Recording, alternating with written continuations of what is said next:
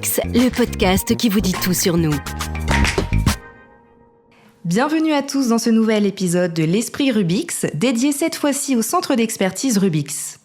Dans un précédent épisode de l'Esprit Rubix, nous étions rentrés dans le centre d'expertise Assemblage.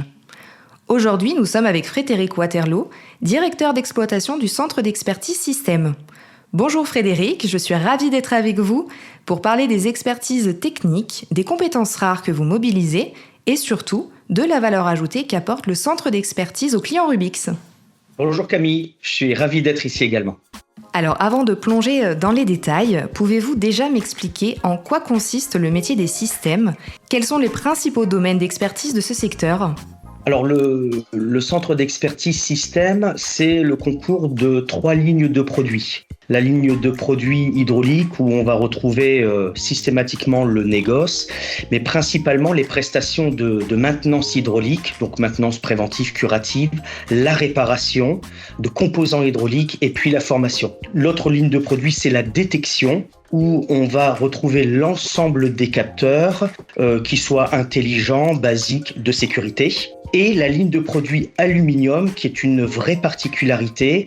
En outre, il y a le négoce, mais on distingue également les services de réalisation de structures en aluminium, la conception de systèmes de transfert et de convoyage. Alors pourquoi avoir créé un centre d'expertise spécifiquement dans le domaine des systèmes ? Quels sont les besoins clients auxquels vous devez répondre ? L'idée de Rubix a été de regrouper ses filiales en domaine d'activité. Donc, le centre d'expertise système, c'est le regroupement de 3 filiales, Sogema, JLC, Gilles Corvézier et Clé 13. Il était important de regrouper ces 3 entités de manière à mutualiser les ressources. Donc, dessus, on va coordonner dans le centre d'expertise ces différentes entités, ces différentes ressources qui vont pouvoir travailler à la fois ensemble au service de leurs clients propres ou au service du réseau. Alors concrètement, quelles sont les missions et les actions proposées par le centre d'expertise ?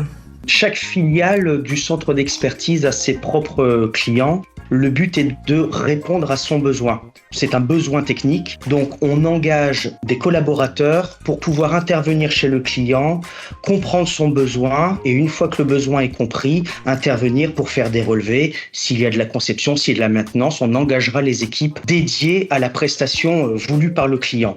Depuis plusieurs années maintenant, la stratégie de Rubix a été de développer les collaborations avec le réseau Rubix. Et donc, on fait exactement la même chose avec les clients du réseau Rubix. C'est-à-dire que typiquement, on démystifie nos compétences, nos expertises.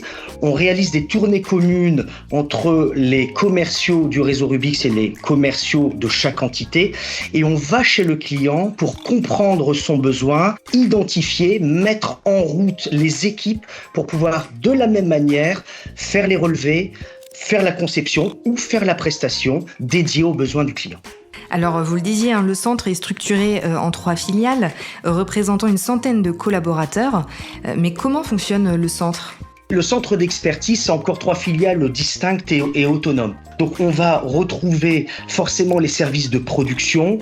Alors, il y aura du magasin, il y aura forcément des techniciens et un atelier dans lequel on pourra fabriquer, réaliser et même tester. En parallèle, on va trouver les bureaux d'études, c'est-à-dire les services qui vont permettre, à partir d'un besoin client, de concevoir, de proposer des solutions, de les développer forcément avec l'accord du client pour pouvoir justement répondre aux besoins du client. On utilisera de la sous-traitance et à la fin, on pourra également faire de la prestation de maintenance, quel que soit le domaine d'ailleurs, avec les mêmes services support, les mêmes services de production. Une particularité, chez JLC et chez Sogema, on va retrouver un service d'atelier de réparation à l'instar de la maintenance chez le client.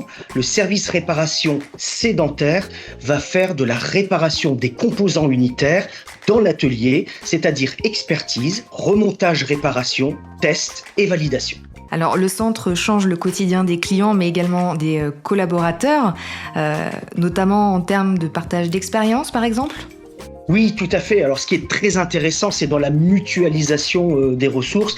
Ça permet finalement pour les responsables de service de pouvoir communiquer entre eux, échanger leurs expériences, pouvoir aller chercher de la ressource là ils n'en avaient soit pas suffisamment, soit plus, de manière à pouvoir toujours rendre le meilleur service aux clients. On développe donc toutes les collaborations possibles, encore une fois, entre les entités du même centre d'expertise, soit pour les clients propres, soit pour le réseau. Étant donné que le centre d'expertise est conçu principalement pour offrir une valeur ajoutée aux clients Rubix, pourriez-vous partager une success story marquante avec nos auditeurs ? La success story à laquelle je pense, c'est pour un client dans le nord de la région parisienne qui est spécialisé dans le domaine de l'automobile. Finalement, ça commence par un service que l'on fait, un conseil, une prestation. Le client est satisfait de la qualité de service et finalement de retrouver son équipement de travail fonctionnel. Et ça se concrétise par une demande de prestation pour les chantiers d'été sur de la maintenance globale de presse et le remplacement de vérins sur sa presse. Frédéric, merci d'avoir été avec nous dans cet épisode. Et on se retrouve très bientôt pour découvrir un nouvel épisode de l'Esprit Rubix, un podcast à découvrir sur nos réseaux sociaux et sur les plateformes de streaming.